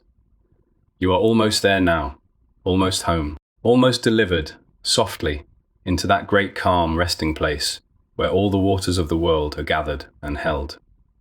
Let the last of the river carry you gently on, toward the sea, and toward the deep, still heart of sleep. The channel widens and deepens, and the last low headlands of the land slip past on either side, dark against the stars, and fall away behind. The water lifts now with a slow, long, gentle swell, the first soft breathing of the open sea, and from ahead in the dark comes a new sound, low and soft and endless, the distant hush and sigh of waves, the breathing of the ocean, waiting to receive the river and you, into its vast and gentle calm. Let that soft sound of the sea reach you now, that low, endless hush and sigh rolling in from the dark ahead. It is the oldest, deepest, most soothing sound in all the world, the breathing of the sea, and it has soothed every creature that ever came down to rest beside it since the beginning of time. Let it fill your ears now and your mind that slow, soft breathing of the ocean, rising and falling, rising and falling, in time with your own slow breath, carrying you down towards sleep. The river and the sea are almost one now, the fresh water and the salt mingling, and merging in the wide dark mouth, the last of the current dissolving into the slow lift and fall of the swell. There is no clear line where the river ends and the sea begins. One simply becomes the other, softly, gently, without a struggle. The small water giving itself up to the great. The traveller coming home at last to rest. And so it will be for you too, softly, in a little while, when sleep takes you. For that is what waits ahead now. As the river reaches the sea, rest, the long journey, ending the traveller home, everything that has come so far. So patiently, down the whole long night, arriving at last, at the great calm resting place, and letting go, and being held. Feel yourself drawing near to it now, that deep, sweet rest. As the river draws near to the sea, there is nothing left, to do nothing left, to reach the current, has carried you all the way. And now it lays you down, gently, to rest. Out here, at the very mouth of the river, the water is deep and dark and slow, lifting and falling with the great soft breathing of the sea. The land is gone now, fallen away behind into the dark. There is only the wide water all around, and the huge starry sky above, and the low, soft, endless sighing of the waves ahead. You are floating now, at the very end of the river, at the edge of the vast calm sea, rocked by the slow swell, wrapped in the dark, ready, at last, to let go completely. So let the river deliver you now, softly, into the sea. Let the last of the current carry you out, past the final headlands, out onto the slow dark swell of the open water. Feel yourself lifted and lifted again by the great gentle breathing of the sea, rocked as softly as a boat at anchor, as softly as a child in a cradle. There is nothing beneath you now but deep, calm water, nothing around you but the soft, dark night, nothing to do at all but float and rest and sleep. The sea receives the river without a sound, without a struggle. The way sleep receives you now, softly, completely, gathering you in. All that long journey, all that patient flowing down through the night, comes to rest here at last, in the wide calm water, under the wheeling stars. And you come to rest with it, here at the meeting of the river and the sea, floating in the soft dark, held by the deep slow swell, sinking gently, easily, sweetly, down toward the deep still floor of sleep. Feel how completely you are held now, out here, on the calm dark sea. The water bears you up, weightless and easy, rocking you softly with its slow deep swell. You could not sink if you tried. The sea holds you, as it holds all things, gently, endlessly, without effort. And so you can let go of everything now, every last thread of holding on, and simply rest upon the water, carried and cradled and safe, drifting on the slow, dark swell beneath the stars. At the end of the river, at the edge of sleep. There is nothing left of the day now, nothing left of the long journey down. There is only this, the wide calm sea, the soft dark night, the slow deep breathing of the water, and you, floating upon it, held and safe and utterly at peace. The river has brought you all the way home, down from the far cold mountains to the wide warm sea, and its work is done, and yours is done, and there is nothing left to do at all but rest deeply and sweetly on the calm dark water all through the night. Let the slow swell rock you now, gently, endlessly, up and down, like the softest cradle in the world. Let the low hush of the waves fill your ears, soft and constant and soothing. Let the wide dark sea hold you, and the deep night cover you, and the slow rocking water carry you down, and down, and down, past the edge of waking, into the deep calm water of sleep. You are home now. You are held now. There is nothing more to do but sleep. Breathe in, slow and soft, with the lifting of the swell, and breathe out, long and gentle, with its falling. In, with the rising water. Out, with the sinking. The whole great sea is breathing with you now, slow and deep and calm, rocking you softly on its dark, broad back, carrying you gently down towards sleep. There is no hurry. There is nowhere to go. The river has ended, and you have arrived, and all that is left is to rest here on the calm, dark water under the stars. Far off in the east, though it is still deep night, the first faint change is coming to the sky. The very earliest promise of the dawn, still hours away. But you need not wait for it. You need not watch for the light. Your journey is done, and your rest has come, and you may sink down now into the deep, sweet dark of sleep, and let the dawn come up over the sea without you, softly, in its own good time, while you lie held and dreaming on the calm, dark water. Let everything grow soft and far away now, the mountains where the river was born, so long ago and so far behind, the falls and the forests and the deep still pools, the otter and the heron and the leaping salmon, the wide meadows and the whispering reeds, and the vast, starlit flats of the estuary. Let them all grow dim and soft and distant, fading gently into the dark, as you sink down at last into sleep. Out here, on the calm sea, at the end of the river, at the end of the night. You do not need to hold on to any of it. You do not need to keep a single thing. Let it all flow away from you now, softly, the way the river flows away into the sea, and let yourself be carried down, weightless and empty and free, into the deep, still water of sleep. There is nothing left to do, nothing left to reach, nowhere left to go.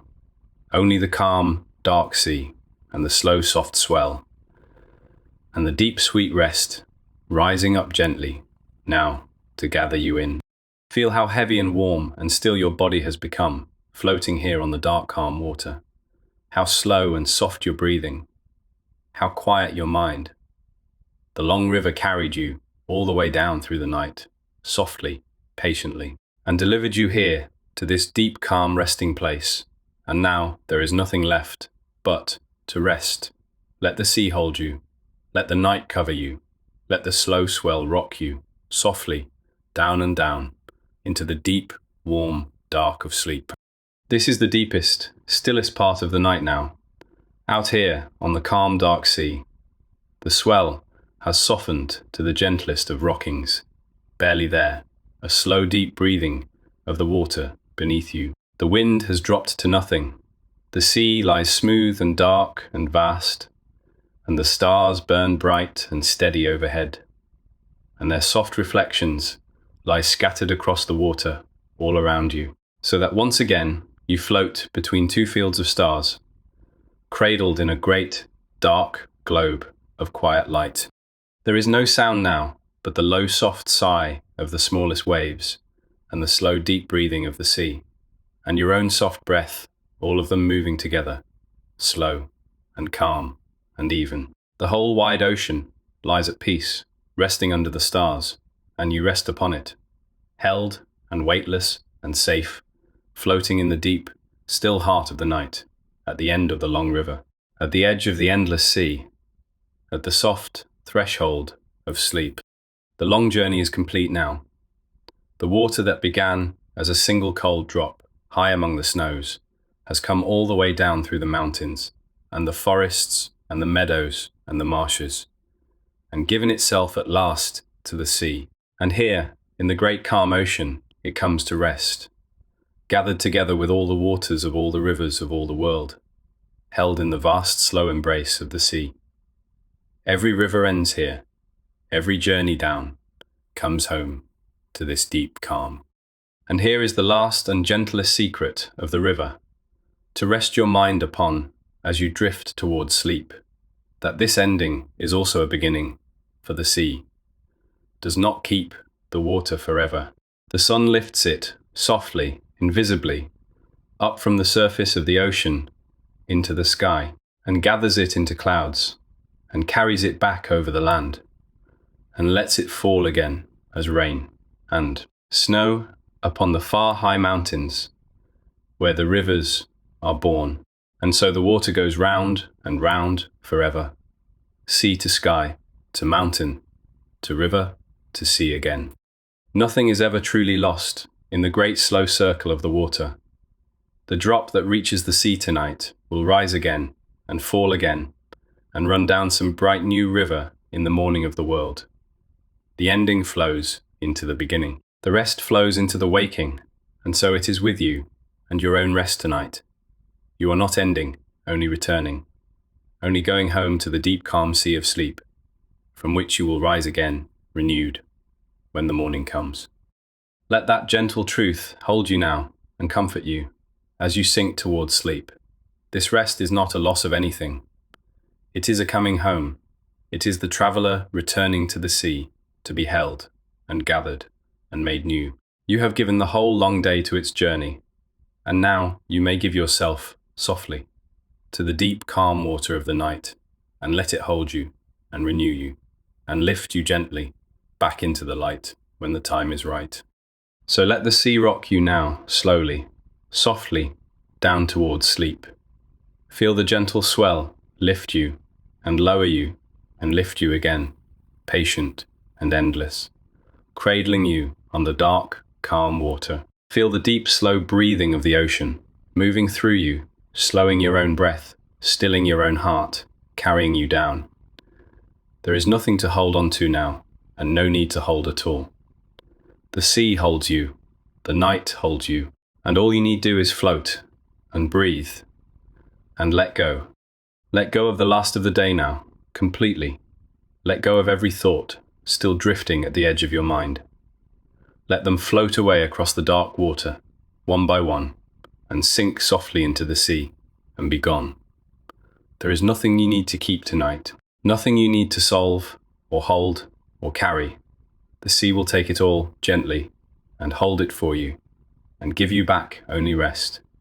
So let it all go, softly, into the dark water, and sink down free and empty, and light towards sleep. All the creatures of the long river are sleeping now, behind you in the dark. The trout, holding steady in the cold, clear pools. The otter, curled in its holt among the roots. The kingfisher, dreaming on its branch. The swans, drifting white upon the still water. The heron, roosting in the reeds. The deer, bedded down in the misty meadow. All of them resting now, all of them safe, all along the whole long length of the river, from the high cold source to the wide salt mouth.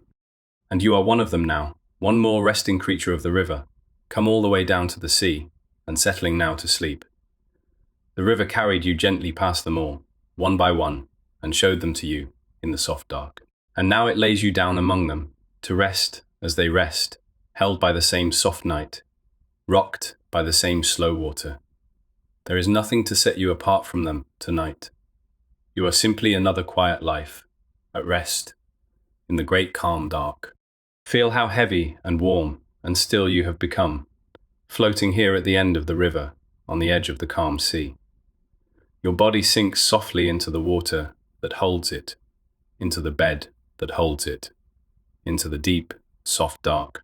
Your breathing has slowed to the slow, deep rhythm of the swell. Your mind has grown as calm and as smooth as the dark, still sea. There is nothing left in you now but quiet and warmth, and the deep sweet pull of sleep, drawing you gently down.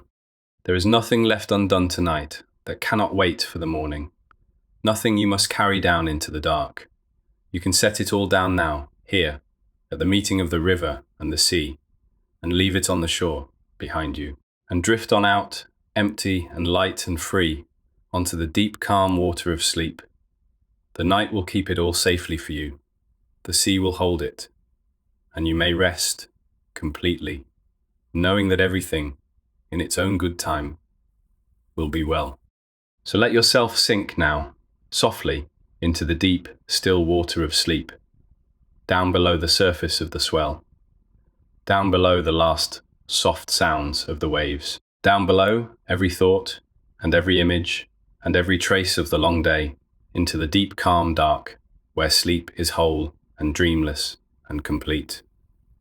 The sea holds you, the night covers you, the slow swell rocks you, down and down into the deep, and there is nothing left to do at all but rest. Breathe in, slow and soft and deep, with the lifting of the water, and breathe out, long and gentle, with its falling. And with each slow breath, sink a little deeper, a little further down, into the warm, dark calm. There is no hurry now. There is nowhere left to go. The river has ended, and you have come home, and all the long night lies ahead of you. Soft and deep and kind, with nothing in it now but rest and quiet, and the slow sweet rocking of the sea. Far off in the east, over the rim of the dark sea, the sky is beginning, very faintly, to pale. It is still deep night out here on the water, still hours from the true dawn, but the first far promise of the morning is stirring, low on the horizon, a barely. There's softening of the dark. You need not watch for it. You need not wait. It will come in its own slow time, softly, over the sea, whether you wake for it or not, and it asks nothing of you at all, but that you rest. So let the dawn come up over the sea without you, slowly, gently, in the hours ahead, while you lie sleeping on the calm, dark water. Let it pale the sky and gild the swell, and wake the far seabirds, and touch the distant shore with light. It will all happen softly, beautifully, without you, exactly as it should. Your only task tonight was to come down the long river to the sea, and you have done it. And now there is nothing left but to rest deeply and sweetly through the last dark hours. The sea will carry on without you now, breathing its slow deep breath, rocking on beneath the fading stars. The river will flow on behind you, down out of the mountains, through the forests, and the meadows down to the sea, all through the night and all through the day, forever, whether you watch or not. It will all go on, patiently, beautifully, without any need of you. And so you may let it all go, completely, and turn inward and downward into your own deep rest and sleep. Let the whole wide watery world go on without you now, far away, beyond the edge of sleep.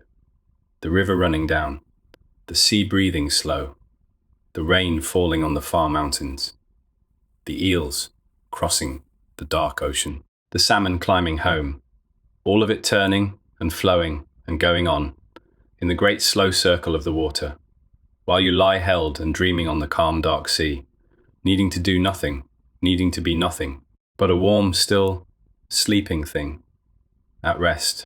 There is only the warm dark now, only the slow soft rocking of the water, only the deep sweet pull of sleep drawing you down and down into the still calm depths of the night.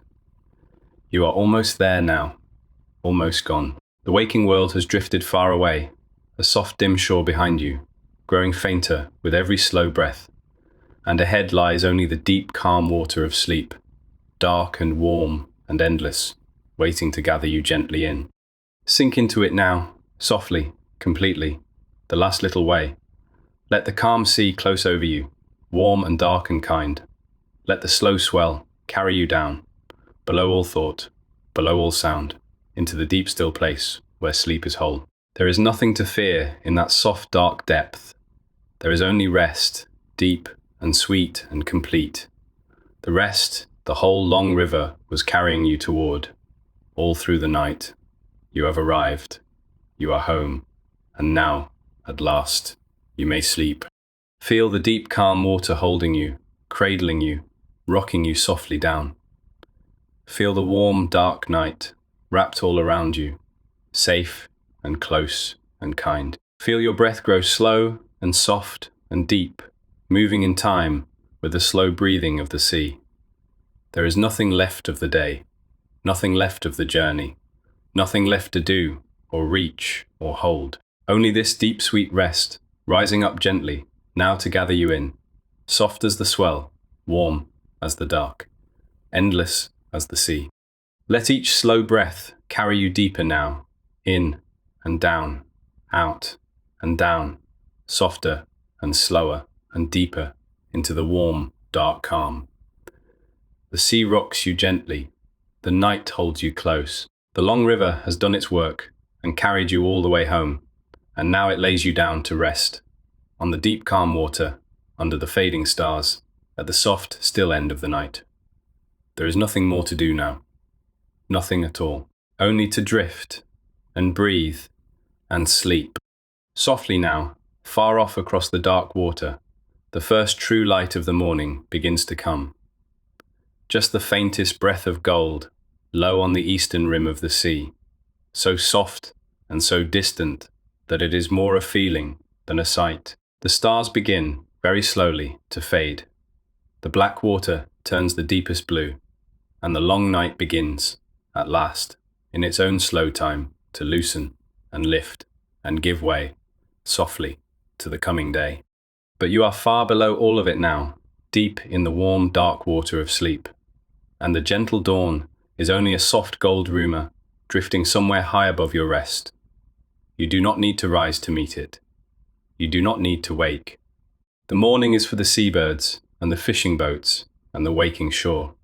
Your rest goes on, deep and sweet and whole, out here on the calm sea, cradled by the swell, wrapped in the fading dark, held safe and still while the soft light grows. Let the dawn come, then, softly, over the sea, and let it leave you sleeping. Let it gild the swell and pale the sky and touch the far shore with gold, while you drift on below. In the deep calm water, sinking ever softer, ever deeper, into rest. There is no need to follow the light up into the day. You may stay here, in the warm dark, held by the sea, as long as you please, resting, drifting, dreaming, while the beautiful morning comes up gently without you. The whole long journey is behind you now, the whole long river, from the first cold drop among the mountains to this wide calm sea at the end of the night. You have followed the water all the way down, softly, patiently, letting it carry you, asking nothing, holding nothing, simply drifting down and down toward rest. And now you have arrived at the deep calm sea of sleep, and there is nothing left to do, nowhere left to go, nothing left to be, but held and safe and deeply, sweetly asleep. So rest now, rest completely, out here on the calm dark water, at the end of the river, at the edge of the light. Let the sea hold you, and the night cover you, and the slow swell rock you, down and down, into the deep sweet dark of sleep. The morning will come in its own soft time, and the water will go round again, sea to sky, to mountain to river to sea, forever, and everything will be exactly as it should. But that is far away, and not yet, and not for you to carry now.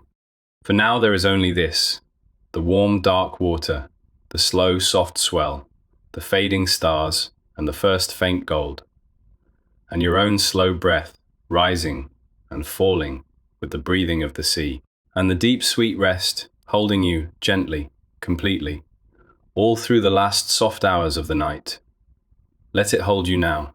Let it carry you the rest of the way. There is nothing left to do but let go and drift and sink into the deep, calm water of sleep.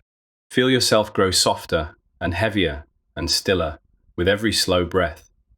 The last small ripples of the day have smoothed away to nothing now.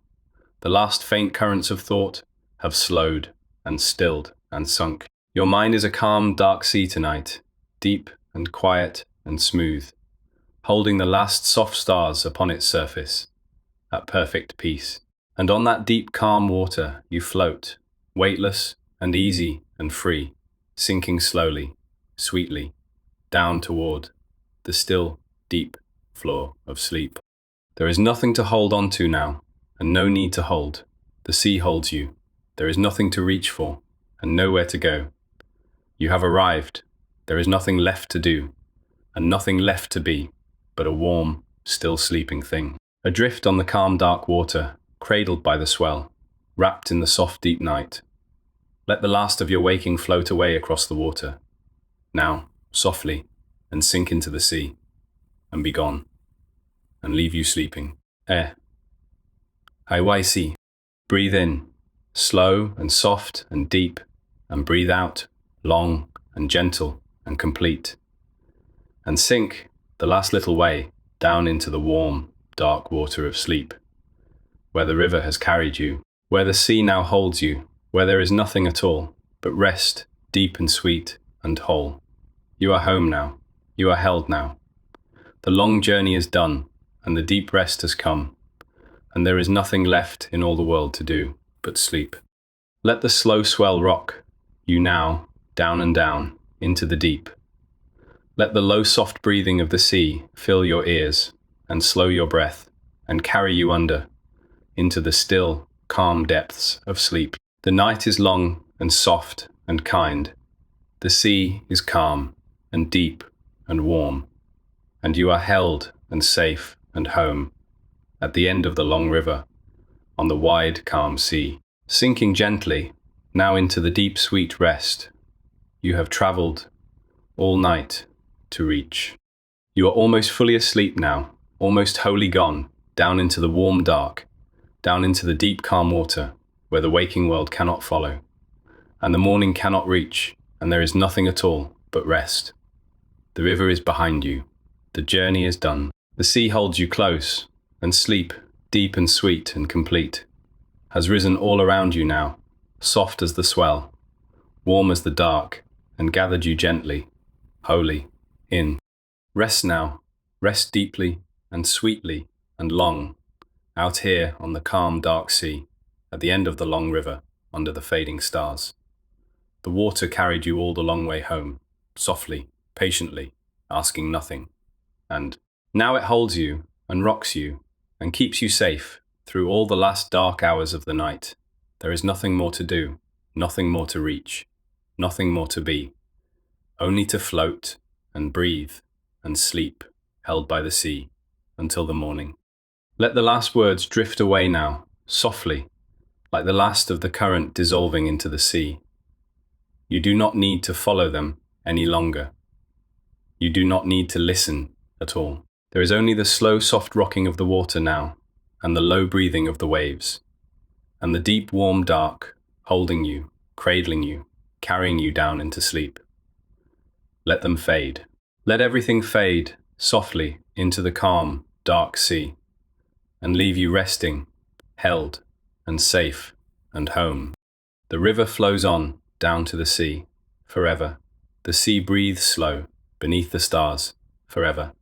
The water goes round, sea to sky, to mountain, to river to sea, forever. And you rest, held in the middle of it all, at the deep, calm heart of the turning world, needing to do nothing, needing to be nothing, but a warm, still sleeping thing, cradled by the water, safe in the dark, deeply and sweetly at rest. So drift now, softly, on the calm, dark sea. Sink now, gently, into the deep, sweet water of sleep. Let the swell rock you, and the night hold you, and the slow breathing of the sea carry you down, and down, past the edge of waking, into the deep, still calm, where you are wholly, safely, sweetly at rest. There is nothing left of the day, nothing left of the journey, nothing left of the warm dark, and the soft, slow water, and sleep. You are held, you are safe, you are home, at the end of the long river, on the wide, calm sea, wrapped in the deep, soft dark of the night. There is nothing you must watch over, nothing you must carry, nothing left undone that cannot wait for the light. So let the last of it go now, softly, into the water, and let yourself sink, the whole way down, into the deep, sweet rest that has been waiting for you all along, at the end of the river, at the edge of the sea. The water always finds its way home, in the end, down from the highest mountain, by the longest, most winding way. It comes home at last to the sea, softly, surely, without ever forcing, without ever failing. And so have you, tonight. You have found your way home, down the long river of the night, to the deep, calm sea of sleep. You are home now. You have arrived. and you may rest here, held and safe and still, for as long as the kind night lasts. Rest now. There is nothing left to do but rest. The long journey is over. The traveller is home. The river has given you to the sea, and the sea has taken you in and holds you now, gently, completely, rocking you softly on its deep dark water, all through the last quiet hours of the night. Let it hold you, let it keep you, let it carry you, sleeping safely through to the morning, while the water goes round, and the world turns on, and all is well. Breathe in, soft and slow and deep, and breathe out, longer and softer and slower still, and sink, the last little way, into the deep calm water of sleep, where the sea holds you. And the night keeps you, and there is nothing at all but warmth and darkness and rest. You are almost there now, almost gone, almost wholly, softly, sweetly, deeply asleep, cradled by the calm sea, at the end of the long river, at the soft, still close of the night. Let go now, completely. Sink now, all the way down, into the warm dark, into the deep calm, into the still sweet water of sleep, where the river has carried you, and the sea now holds you. And there is nothing left to do, nowhere left to go, nothing left to be, but held, and safe, and home, and deeply, wholly, peacefully asleep, on the calm, dark sea, under the fading stars, all through the long and gentle night. Rest now, rest deeply, and sweetly, and long. The river keeps flowing, down to the sea, without you. The sea keeps breathing, slow and deep, holding you safe. And the morning will come, softly, over the water, in its own good time, and everything will be exactly as it should. But that is far away, and not yet, and not for you to carry now. For now, there is only the calm, dark sea, and the slow, soft swell, and sleep, holding you, gently, completely. Sleep now. Drop anchor for the night, and drift.